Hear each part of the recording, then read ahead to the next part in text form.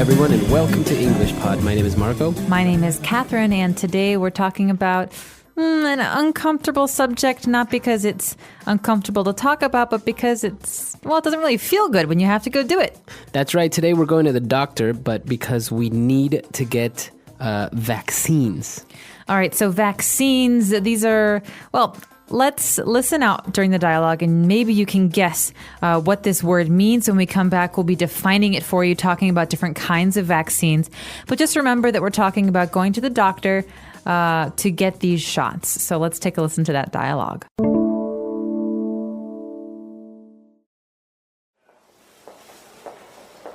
Hello, Mrs. Parker. How have you been? Hello, Dr. Peters. Just fine, thank you. Ricky and I are here for his vaccines. Very well. Let's see. According to his vaccination record, Ricky has received his polio, tetanus, and hepatitis B shots.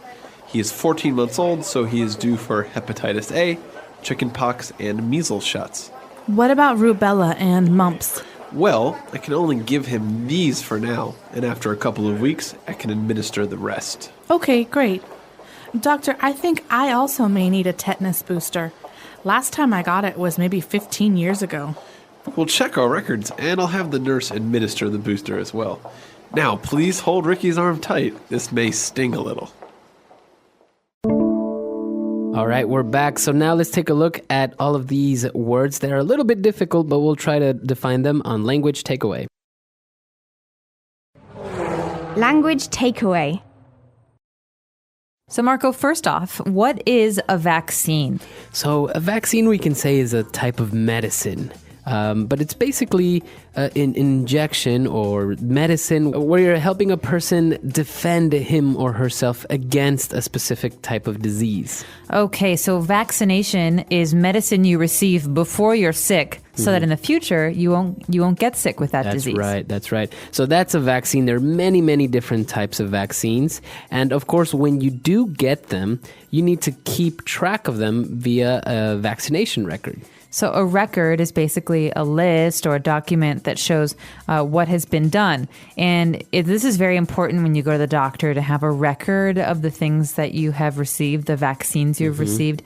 So, for example, if I have a baby and I want the baby to have vaccinations, we'd have to keep a record of all of his vaccinations. That's right. So we are, obviously, we get different vaccines at different stages in our life. Let's talk about some of the ones that we're taking a look at today. So, for example, we have a tetanus vaccine or a tetanus shot. All right, the tetanus shot is very famous because it's maybe the most painful. It really makes you sore for a little while. And most people get the tetanus shot when they're very young. This prevents you from getting the disease tetanus. And tetanus is something you can get from animals or from dirty nails, dirty metal, anything that pokes out at you.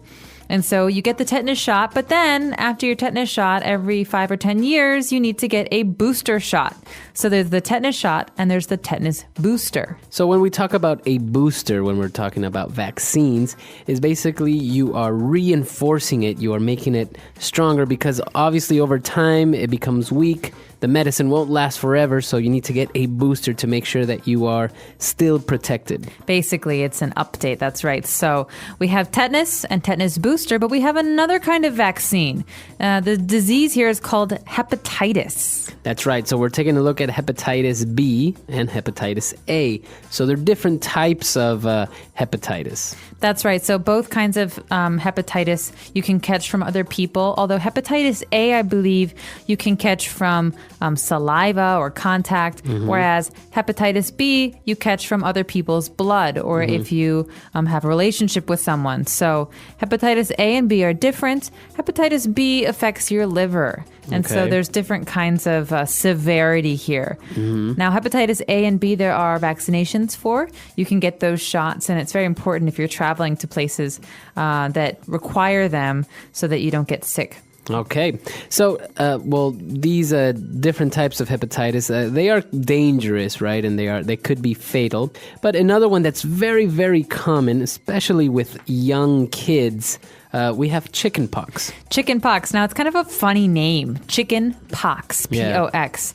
But it's also, like you say, very common. So basically, the symptoms are what? You get these red bumps all over your body and they itch. Yeah. You want to scratch and scratch and scratch. And so I remember when I had this, I was a little kid. My mom said, don't scratch because if you scratch, it will leave a mark. Right, it leaves a scar. So yeah, chicken pox, you get these little rashes all over your body. They're very itchy, but they will go away with time. Now, it's usually, I've heard that it's recommended that people get it. Actually, you should get it when you're young because it's more dangerous if you get it as an adult. That's right. It's very painful as an adult. So basically, chicken pox, they say if you get it once, you can't get it again. Right, you'll never get it again. But if you get it as an adult, it's shingles. It's very painful. Okay, very good. So we've taken a look at a lot of vocab here. Why don't we now jump to another section? Let's continue talking about these different types of vaccines. Let's go to language takeaway part 2. All right, so we have this special category of vaccinations. They usually go together. We have mumps, measles, and rubella, or there's a special acronym. MMR, mumps, measles, rubella. Okay, so you basically get like a little combo. You usually get all 3 of them at one go. So what are these measles? All right, measles. Well, measles is a virus. He's got the measles. You often read books from like the 19th century where everyone gets the measles when they're a child. But measles is basically a virus, but it's kind of like the chickenpox because you get a rash on your skin. And is it fatal? Like, can you die from the measles? I think in the old days you could, but these days it's pretty easy to take care of. And what about mumps? Now, mumps, I'm not too sure about this, but I've heard that mumps is like a swelling in the space between your jaw and your ear. So you know where your ear kind of comes down to your jaw. That part of your head starts to swell and is very uncomfortable. Right, and it could cause like the consequences could be fatal, right? That's right. And what about rubella? Rubella is another kind of rash, and from my reading, I saw that rubella is not very dangerous for most people, but it is very dangerous for pregnant women. So most pregnant women are tested for rubella or the rubella vaccine, and they're told to get the vaccine before they're pregnant so that they don't get this disease and harm their baby because they can have a miscarriage if they get rubella while they're pregnant. Right. Okay, so pretty much you want to get all these vaccines to make sure that you don't get sick in the future. Now, when we were talking about getting the vaccines, the doctor said, he didn't say you're going to get the vaccines or I'm going to give you a vaccine. He said, I'll have the nurse administer the vaccine or administer the booster. That's right. So the verb here that we use with vaccine is to administer. And this is something that the nurse does or the doctor does.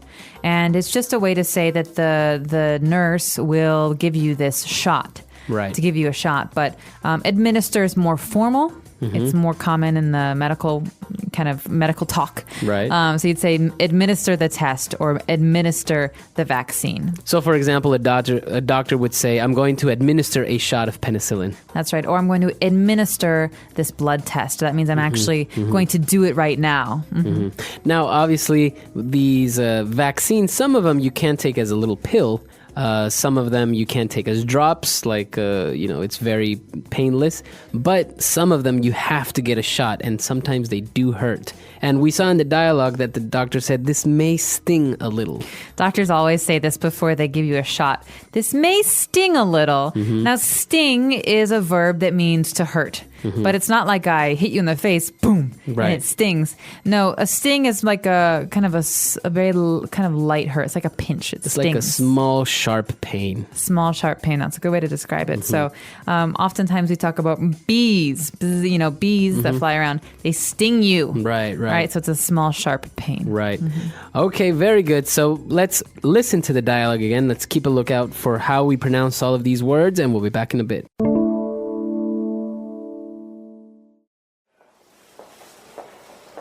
Hello, Mrs. Parker. How have you been? Hello, Dr. Peters. Just fine, thank you. Ricky and I are here for his vaccines. Very well. Let's see. According to his vaccination record, Ricky has received his polio, tetanus, and hepatitis B shots. He is 14 months old, so he is due for hepatitis A, chickenpox, and measles shots. What about rubella and mumps? Well, I can only give him these for now, and after a couple of weeks, I can administer the rest. Okay, great. Doctor, I think I also may need a tetanus booster. Last time I got it was maybe 15 years ago. We'll check our records, and I'll have the nurse administer the booster as well. Now, please hold Ricky's arm tight. This may sting a little. So nowadays, most of these shots are administered when the babies are just born. They're still in the hospital and they get a lot of vaccines and to prevent them from getting these things. That's right. And I remember when I was a kid, we didn't even have a vaccine for chickenpox. So these days there are more and more. The oldest, I think, is the polio vaccine, the one that we hear the most about, because it was a very serious disease that affected a lot of people up until the 1940s and 50s, I believe. Yeah. So it's important really to read about these things and to educate yourself so that you know what you should get yourself and your kids. That's exactly right, because it's very important. Most of these diseases or most of these viruses have been eradicated because more and more people have had access to vaccines. Like, for example, polio. It's very rare, you would say, to actually get it nowadays because there's a vaccine, but it's very, very important, I think. But some people get a little bit too nervous. Like, for example, whenever they travel to a tropical country, they're always afraid of yellow fever, so they get yellow fever shots. But I've never really seen anyone get yellow fever because you go to like Thailand for a week. A friend of mine went to Thailand and got dengue fever. Really? So there's no vaccination for this, but it is a very painful disease you can get in tropical places. So I think the moral is talk to your doctor, see what he or she suggests, because they will understand maybe better than you will. Right. And then, just follow their advice for different places that you're traveling to. That's right. So that's all the time we have for today. But if you guys have any questions or doubts, you could always visit us at our website, englishpod.com, and we'll be there to answer it. Bye, everyone. Bye.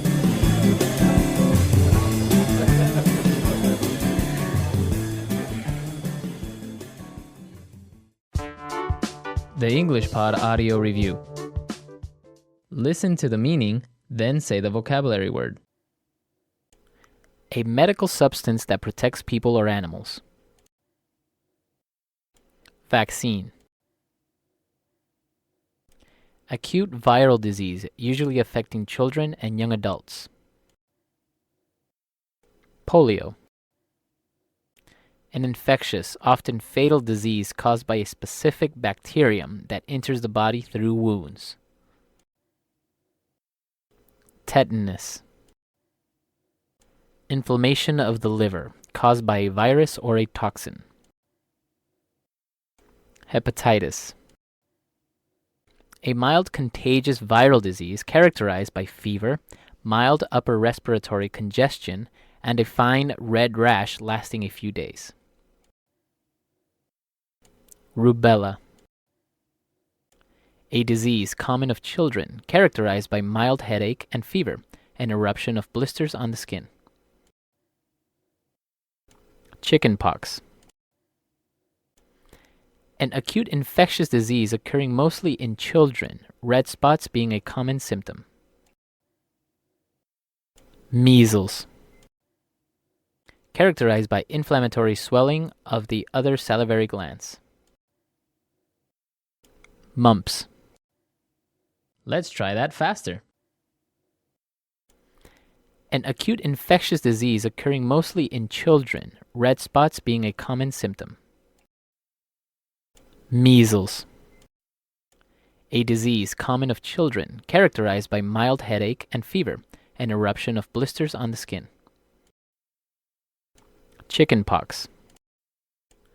A medical substance that protects people or animals. Vaccine. A mild contagious viral disease characterized by fever, mild upper respiratory congestion, and a fine red rash lasting a few days. Rubella. Inflammation of the liver caused by a virus or a toxin. Hepatitis.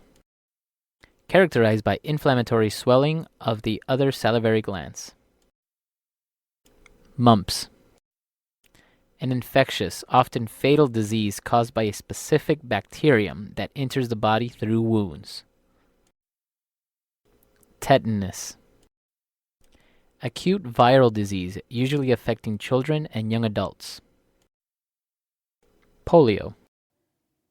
Now say the word and hear it in a sentence. Polio.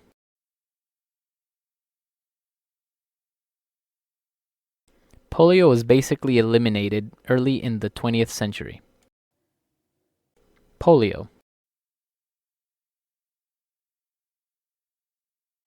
Jonas Salk created the first polio vaccine. Polio. If untreated, polio can cause paralysis. Chickenpox.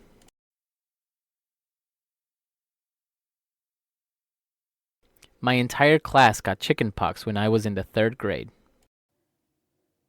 Chickenpox.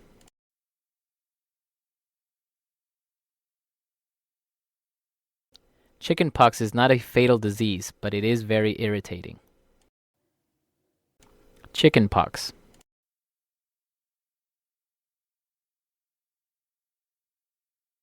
A person with chickenpox will have little rashes all over the body. Vaccine. Scientists are working on an AIDS vaccine. Vaccine.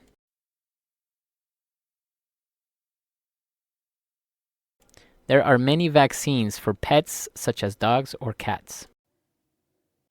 Vaccine.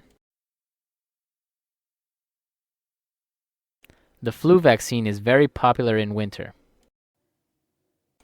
Hepatitis.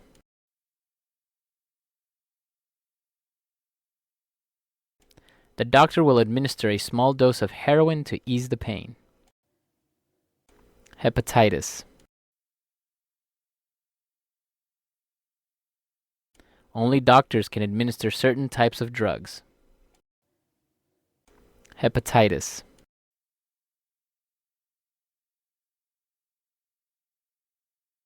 An antibiotic may be administered orally or by an injection.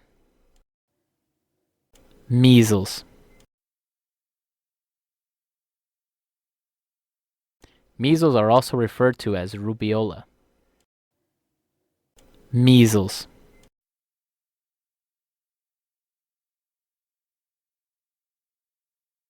People that have measles will have a fever, runny nose, cough, and red eyes.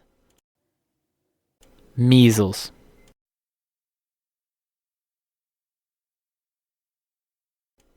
There was a recent outbreak of measles in Boston.